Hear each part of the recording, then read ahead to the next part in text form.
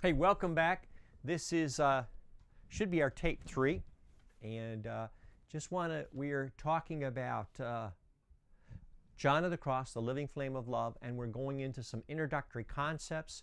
This is series 101 to give you the conceptual background, terms, and it's very helpful to understand a little bit about the will, the intellect, and the memory.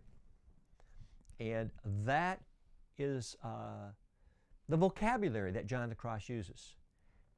You're hungry, you're thirsty, you want more, and you're not certain what it is. That's God. And I want to give you a small little test to prove the existence of the intellect, the will, and the memory to allow you to experience it. I'm in America. I'm in the Washington, D.C. province of Discalced Carmelites. So I'm familiar with McDonald's. If you're in the Philippines, Jollibee's. If you're in Vietnam, and we want to thank our Filipino supporters, our supporters from Vietnam, our supporters from Cambodia. We want to thank them too. If you can imagine McDonald's or Burger King, and imagine that you're hungry or thirsty. I'm going to use the concept of thirst.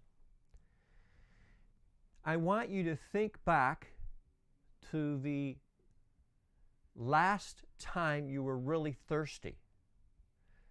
That concept of thirst is in your memory.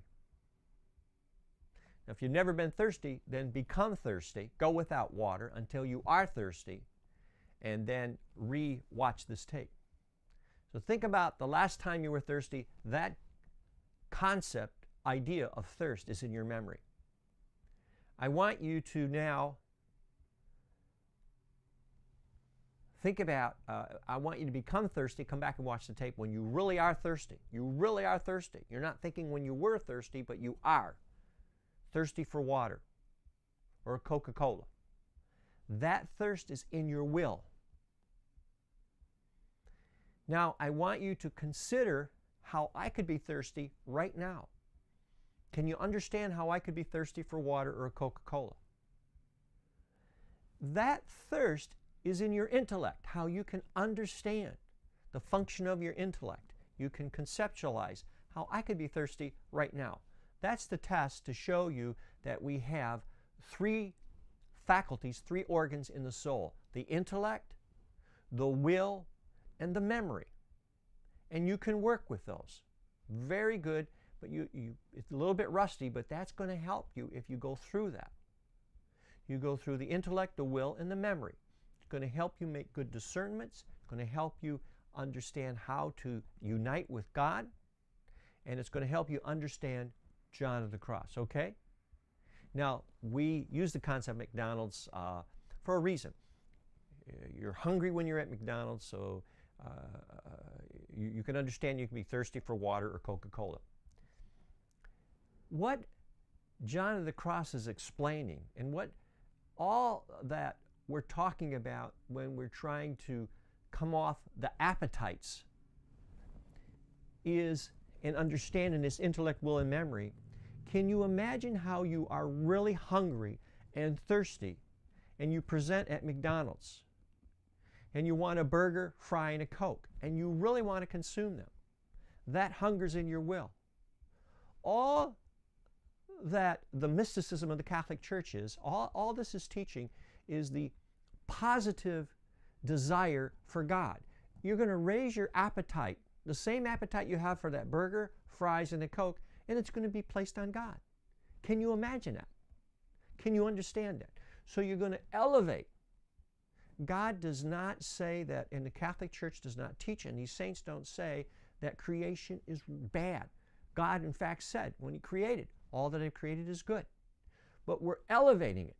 We're taking it off creation and putting it on God. So when you have that hunger and you have that thirst, there are some of you listening to this video right now that can understand there is this desire that for God. There's this hunger for God. That's real. And why we're discussing the living flame of love is because there are enemies to the soul. And you can end up in the ditch. But there's nothing Jesus Christ came and conquered those enemies. So don't be frightened about that, and stay with the normative way and understand that as you draw closer to God, God is there. You can go and be in front of Him in the Eucharist, in adoration. You can be in front of Him in prayer, or always practice the virtue of love. You have your angels there. You're not alone in this process. This is not that difficult. What's difficult is putting the tire to the road, the rubber to the road, and living it. That's what's hard. Living with people who have bad breath. Living with people who may smell. Living with people who are difficult. Loving, being patient and kind. But you'll sense that you're growing. We'll have another tape on that. That's the beauty of this experience. That's the beauty of life. That's the beauty of the life that's being held out to you. And that's what Discussed Carmelites are about. They're not Franciscans, they're not Jesuits, and they're not Dominicans. They're not all the same. We'll go into that in a fourth tape so we can distinguish who is doing what, when, and where. Why Carmel? Why not Dominicans? What's the difference? We'll talk about that. The Church has an opinion on that. And the thought process is that opinion comes from God and the Holy Spirit. So when you want to know what's the forma mentis, what's the mindset of the Church on the distinctions between the orders, we'll come back.